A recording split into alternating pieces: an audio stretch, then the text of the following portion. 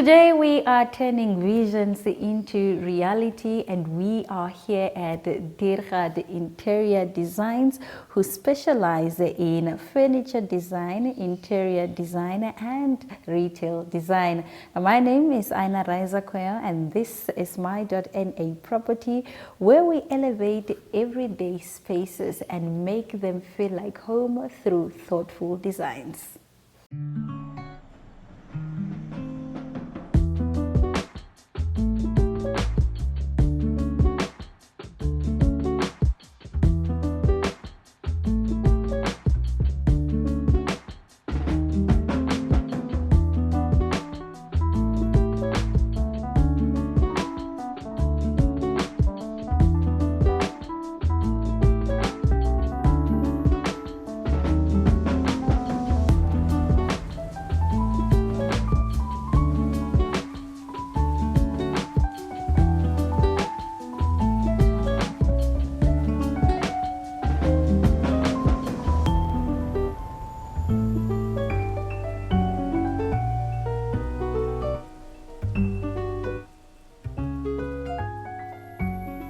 They say that a room should never allow the eye to settle in one place, and today I am joined by a lovely lady who creates spaces that tell stories. Her name is Diergaardt, and she is an interior designer. She'll be talking about the business that she does on a daily basis. How are you doing?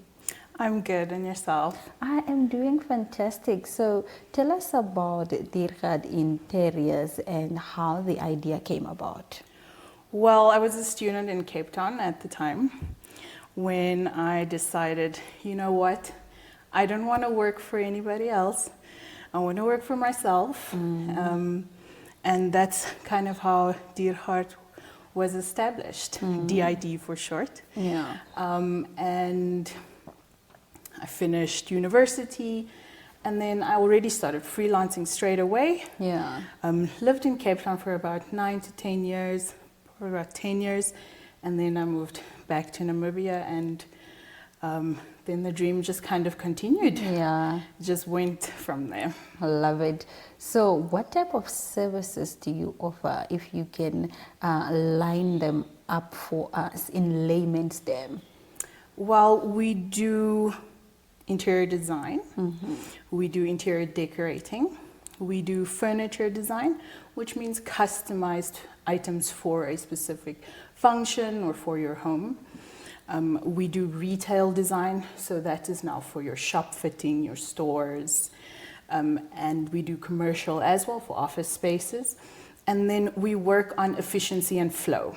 So people that have already established restaurants or office spaces that need to make it more efficient, they can also just contact us for a consultation. Yeah. It might not be something where we have to purchase anything material-wise or do any construction work, but if we can arrange the space in such a way for it to be more efficient, for the people to be more efficient in the environment, then that's what we can also assist with. Awesome stuff. So who would you say is your clientele? Would you say standalone individuals, businesses? Who do you offer these services to, and who do you aspire to cater to? The aim of the company is to cater for everybody. Yeah. Generally, it would be your new time or first time buyers of a home. Perhaps you are renting and you just want to elevate the space. You want some decorating tips. That would also be a client of ours. Recently, we've had quite an influx in commercial projects, so businesses, office spaces, things like that. But when it comes to our identity, we really want everybody to be a part of the business, or to be able to enlist us to assist them with something. We are not fixed to just a certain budget type of client. We open our doors for everybody. Awesome stuff. So you've had this big dream. Right now you've realized it and you're living your dream from Cape Town to Windhoek. Maybe you can highlight some of your most impactful projects or the things that are most, that you are most proud of. Well, one of my first projects in Namibia was quite a big one. Yeah. Obviously for privacy reasons, I can't give away too much information. Yeah. But I broke down almost about 50% of the walls in the house, and we did new floors, layouts, furniture, customized furniture. We bought furniture. So it was quite a big project for us. It was about over a span of 3 to 4 months. And I have a great team that worked with me on that project. Awesome. It was a classic, simple, old home. It was probably about 40 years old. Oh. So it was quite the renovation that we did on that house. But we just went from, your classic looking home to a very modern, open plan kind of living space. Awesome stuff. Now that you're talking about, modern and, living spaces, Monique, the functionality or the purpose rather of interior design is to balance aesthetic with functionality. What tips can you give to some of us that might not be able to afford your services? So we're doing it on ourselves at home. How can we create a really beautiful space on a budget perhaps? Well, the idea is that you do afford me of the company. But, certain things that you can look at to just elevate the space quickly or without a budget or on a budget is look at different textures. Your carpet texture versus a throw texture versus the type of sofa or chairs that you have in your space. Look at different lighting. You want your general lighting and you want some ambient lighting as well. So candles, floor lamp, those types of things. And then you also want to look at neutral and bold tones. You have your bigger pieces of furniture will be your neutral generally, unless you have a purple couch. And then you will highlight those with, say, a scatter pillow that has a pattern on it that's bold, or a wallpaper that's bold with a deep color, or So it's important to play around with textures, your lighting, and then the room can kind of come together and elevate the space, make it look a little bit luxe. Luxe, love the whole idea of luxe.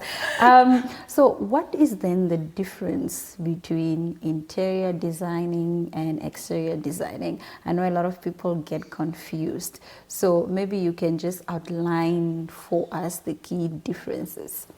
So interior design is pretty much architecture and aesthetics. So we come in, we look at form versus function, and we design according to that. So we do maybe a site survey, look at where the light comes in, we open a wall for extra light, we move a wall. So that's your interior design kind of portion of it. Whereas your interior decorating is where you have form, but mostly aimed at aesthetics. So we come in and we say, okay, let's do a bold wall. Let's change your curtains. Let's add a scatter pillow that has a little bit of a pattern. So that's more of a aesthetic feel. It's more with the materials within the space. And that would be your two different sectors versus interior design and interior decorating. Awesome stuff. So what do you then do to ensure that me as your client am satisfied or gratified by the service you've given me? Well, we aim, or the big part of my business is to listen to the clients. I want clients to see their personality within the space. I myself, I don't have an identity as an interior designer. What I mean with that is if you walk into a room, you won't be oh, I see this is a Monique Oh, room or okay. a DID room. Okay, You know, okay. I don't want people to walk into a space and say, this is a DID space. I want people to walk into a room and say, wow, I can see your personality in this, in this room. And that's a very big aim for us. So we listen to our clients. Even if the consultation takes 2 hours, that's what we want to do. Communication, clear communication, open communication. So if there's anything we need to discuss or if there's something that we're unclear of, we communicate that with our clients.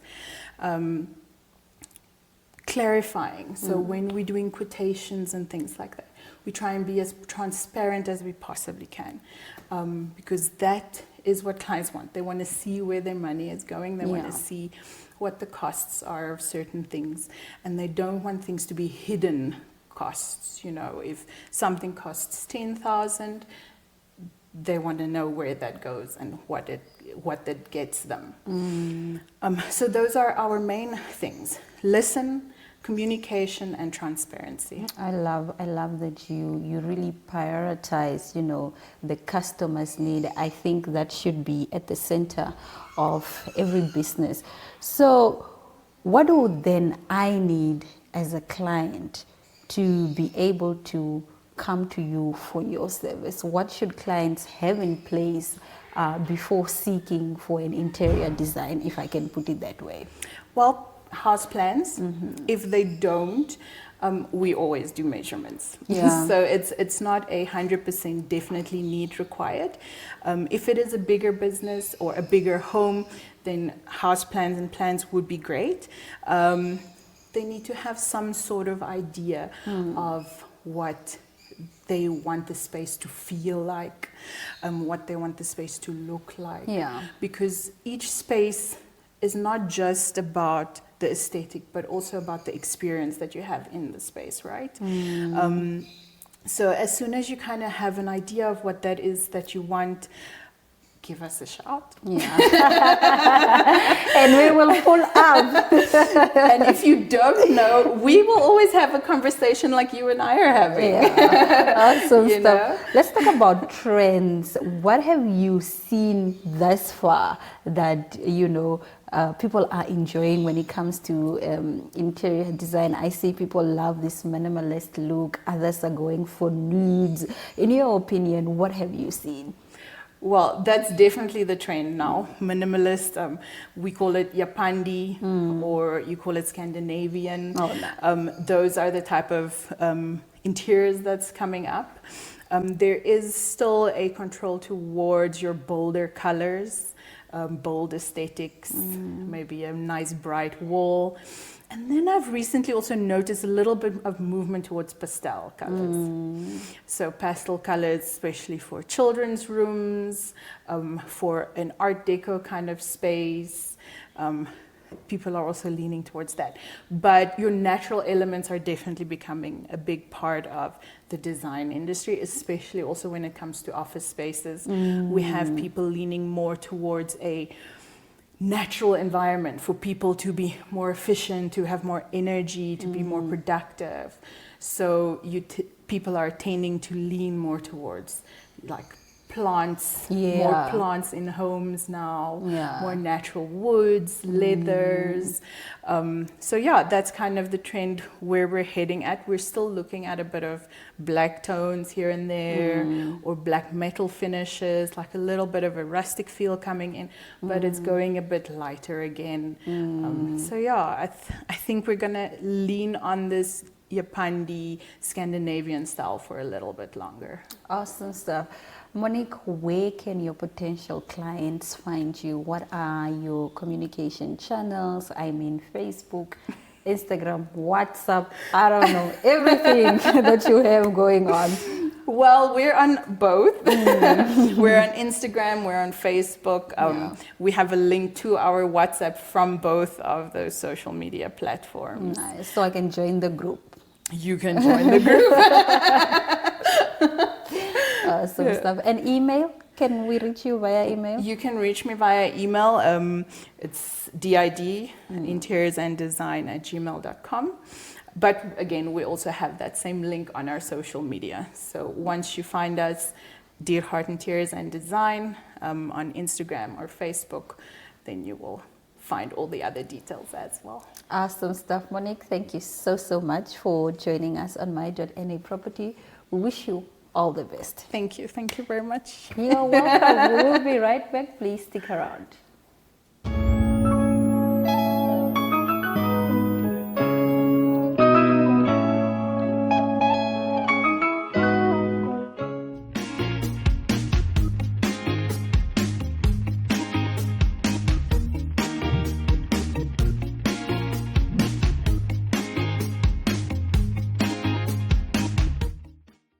Special occasion to witness the official handing over of allotment letters to 9 beneficiaries, the lucky beneficiaries.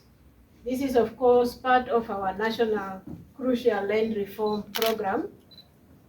As we all know, land is crucial to ourselves as human beings. It is not merely a piece of land where we live on, but it forms the very substance of our dignity, our livelihoods, and our future. It is a basic need for every Namibian. Hence, the government, through the ministry, embarked upon land reform since independence, with a view to redress past injustices in line with Article 23, subsection 2 of the Namibian Constitution. The ministry, as the custodian of state land, is mandated to facilitate state-driven land reform, which will not only correct historical injustices, but also achieve genuine social and economic equity for all Namibians. This is to now officially open Roman Empire Fitness Center to all of us, to the whole community of Rundu. With me here in Roman, he's just scared of cameras that are just facing him. Okay? So my boy, we can officially open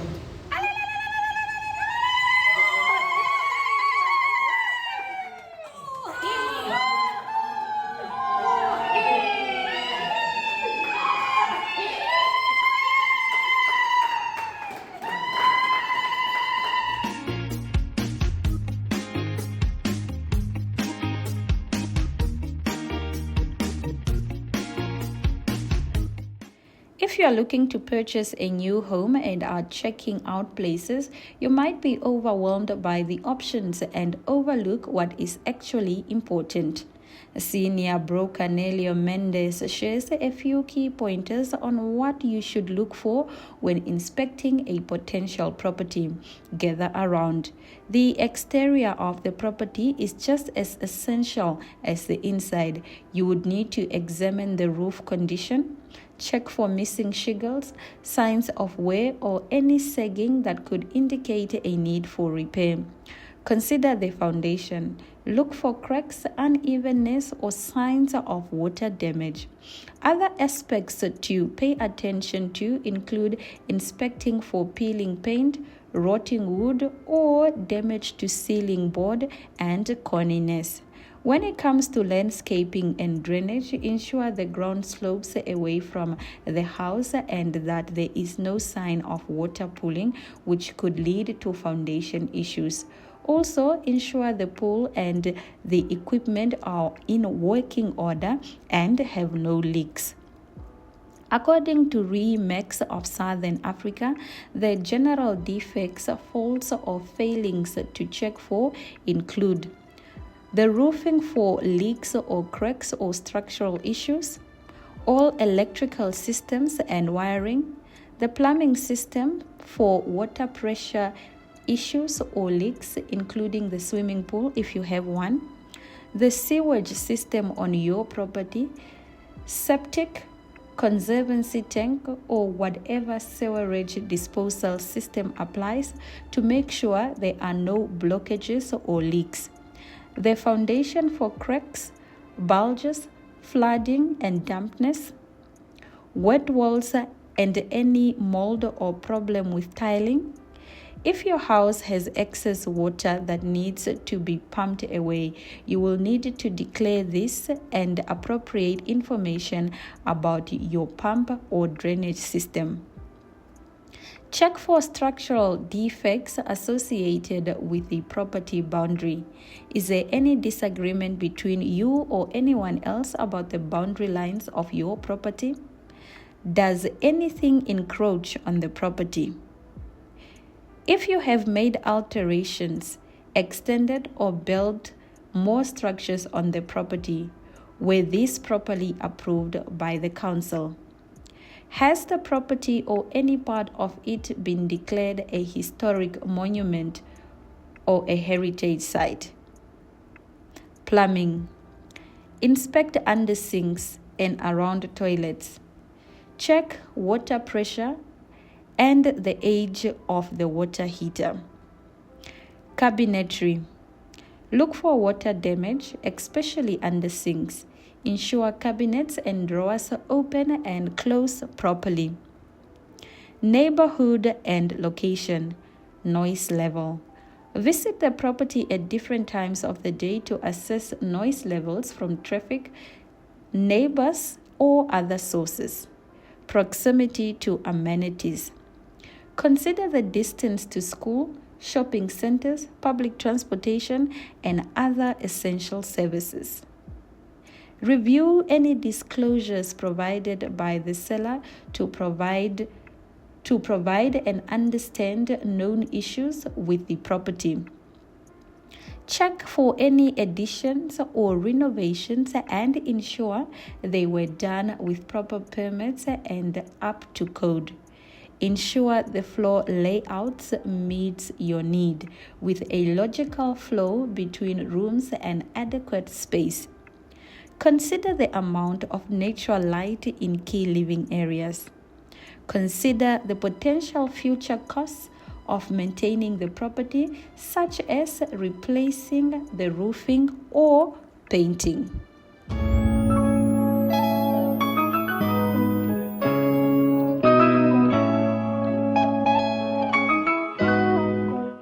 This has been another exciting episode of My.na Property. We will see you again next week, same time, at a different location where we bring dreams to life, one room at a time.